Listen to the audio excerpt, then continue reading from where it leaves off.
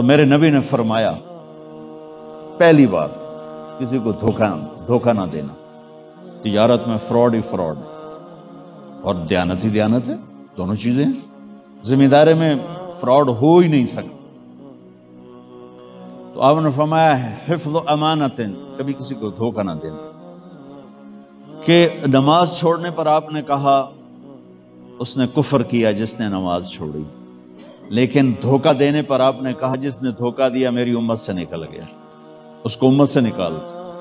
من غش فلیس منا، جس نے دھوکہ دیا میری امت سے نکل گیا. ایک صحابی ہیں جریر بن عبداللہ، انہوں نے اپنے نوکر سے کہا دیکھو منڈی میں کوئی گھوڑا ہو تو لے کے آؤ، میں پیمنٹ کر دیتا ہوں. وہ منڈی گئے، 300 درہم کا گھوڑا خرید کے لائے. مالک نے 300 مانگے، اس نے ڈن کیا، کہا جی حضرت میں 300 میں لایا ہوں، پیمنٹ کر لیں. جریر بن عبداللہ شاہی خاندان کے تھے.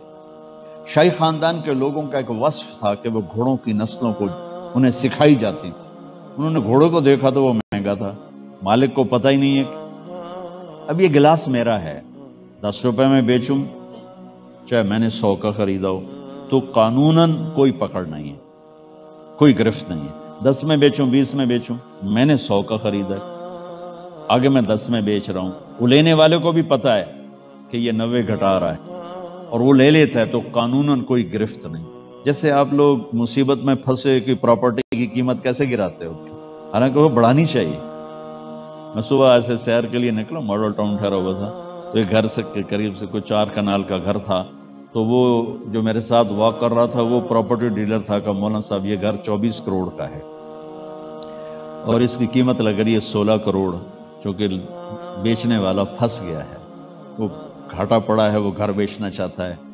تو سب کو پتا ہے کہ یہ اس طرح پھنسا ہوا ہے، اس نے بیچنا ہی بیچنا ہے، تو اس کی قیمت 16 لگا رہے ہیں. میں نے کہا اگر میرے پاس پیسے ہوتے میں اس کی قیمت 30 کروڑ لگاتا کہ 24 کروڑ میں اس کے قرضے اترتے اور 6 کروڑ سے آگے اپنا وہ کام شروع کرتا. لعنت ہے ان انسانوں پر جو لوگوں کی مجبوریوں سے یوں فائدہ اٹھاتے.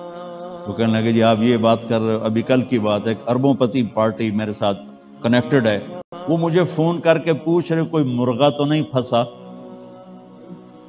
کوئی مرغا تو نہیں پھنسا. مرغا پھنسنے کا کیا مطلب ہے کہ کوئی ایسے بیچارہ نقصان اٹھا کے پراپرٹی بیچنا چاہتا ہو تو کوئی ایسا آدمی تو نہیں پھنسا. یہ ہمارے تاجروں کا حال ہے. حالانکہ اس وقت اس کو زیادہ کر کے دینا چاہیے تاکہ وہ اپنے مصیبت سے بھی نکلے اور آگے اپنی روٹی کا بھی دوبارہ کام کر سکے. لیکن آپ دیکھ لو کراچی سے لے کر پشاور تک سب مرغے دیکھ رہے ہیں، انسان نہیں ہے.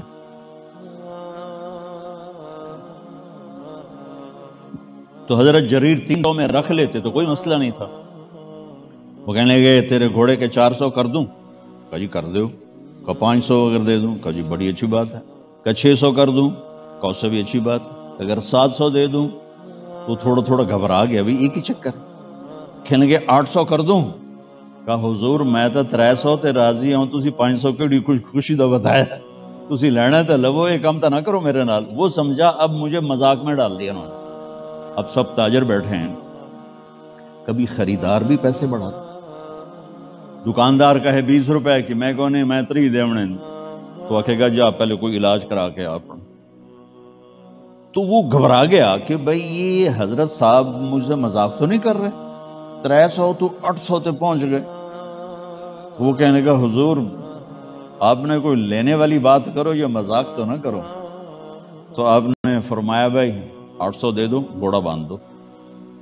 مجھے تو پنجے گھیو تے سر کڑائی الگ گل ہو گئی. وہ جب چلا گیا تو نوکر نے پوچھا حضرت میں نے جو 300 میں ڈن کر دیا تھا تو 500 کس خوشی میں بڑھایا؟ تو فرمانے لگے اس کا گھوڑا 300 کا نہیں تھا، 800 کا تھا. اگر میں 300 میں رکھتا تو یہ دھوکہ تھا، اور میں نے اپنے نبی کے ہاتھوں میں ہاتھ دے کے وعدہ کیا تھا زندگی بھر کسی کو دھوکہ نہیں دوں، سب کی خیر خواہی چاہوں. تو میرا نبی آپ کو ایک اصول دے رہا ہے، حفظ و امانت، دھوکہ نہ دینا، دیانتداری سے کام. صدق دوسرا فرمایا، صدق و حدیث، ہمیشہ سچ بولنا، جھوٹ نہ بولنا.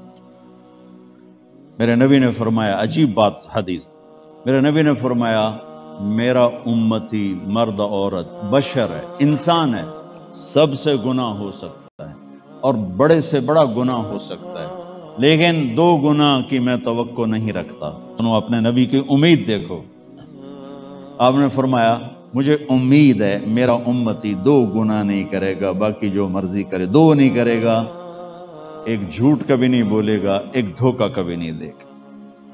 اب دیکھو تجارت کے نام پر کتنا جھوٹ، کتنا دھوکہ ہے، اور اس کو وہ عیب بھی نہیں سمجھتے بے ہم کوئی غلط کریں۔